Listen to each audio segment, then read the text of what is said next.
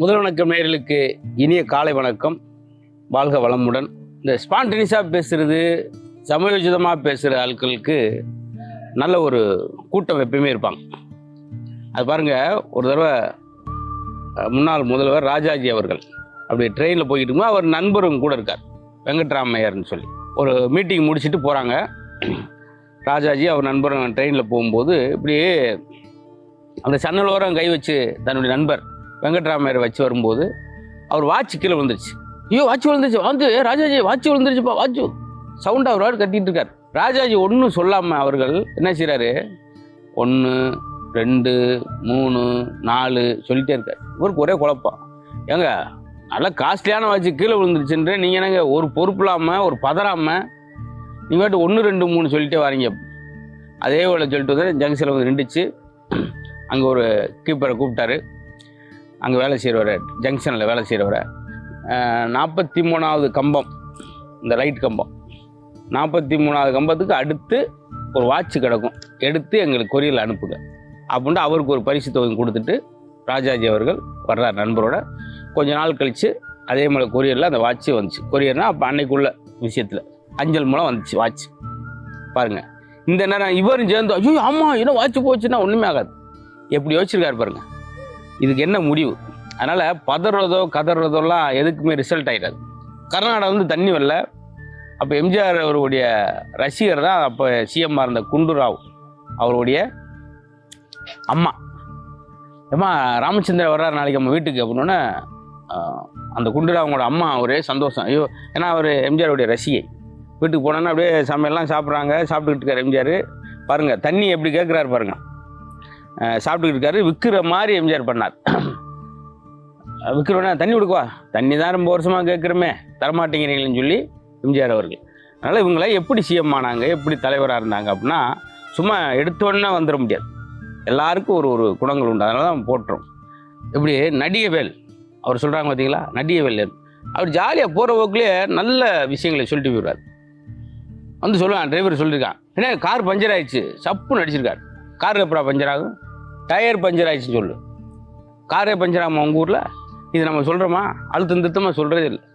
அப்படி அவர் நிறைய விஷயம் அப்படியே சொல்லிட்டே வருவார். அவர் சொல்லுவார் இன்னொன்று, அப்பா ஒரு 40 வருஷம் 20 வருஷம் வக்கீலாகவே போய் சொல்லிட்டே இருந்த ஒரு ஆள் அவரை ஜட்ஜாக போடுறீங்க. 20 வருஷம் போய் சொன்ன ஒரு ஆள் ஜட்ஜாக போடணுன்னு எப்படி நியாயத்தை பேசுவார் அப்படின்னு சுருன்னு எல்லாருக்கும் அடிப்பாங்க. அவனை ஏன் அடிக்கிறீங்க அப்படின்னு கேட்பார். ஐயா கொடுத்த கடனை திருப்பி தர மாட்டேங்கிறான், ஏன் கடன் கொடுத்தீங்க?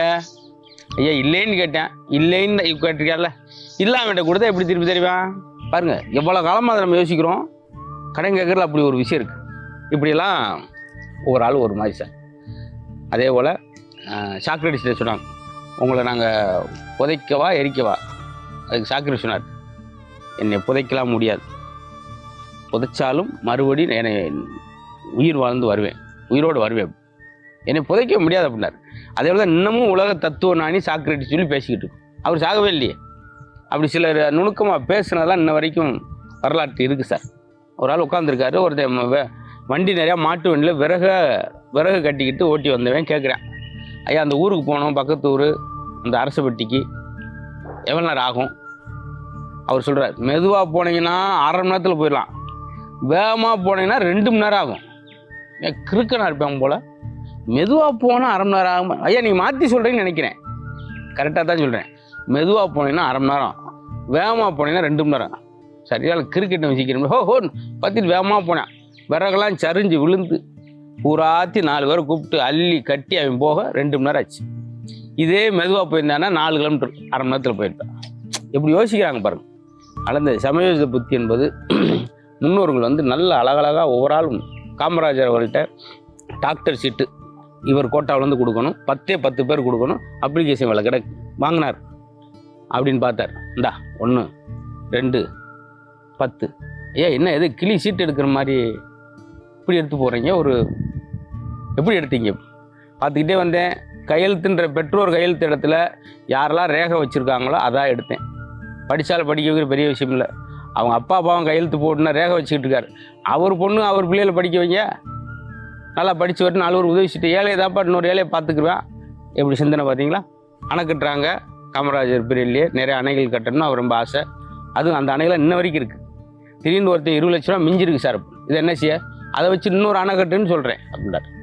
அப்படிலாம் நிறையா விஷயங்கள் பெரியவங்கெல்லாம் செஞ்சனால தான் இன்னும் அவங்கள போட்டு, அதே நம்மளும் சமூகமாக சிந்திக்கணும்.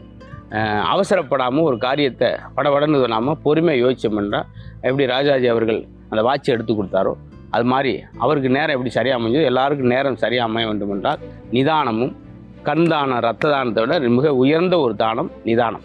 நிதானத்தோடு இந்த காலை பொழுதை தொடங்குவோம். கலகலப்பாக ஒவ்வொரு நாளும் பொழுதும் இனிமையாக முடியும். மீண்டும் சந்திப்போம். வணக்கம்.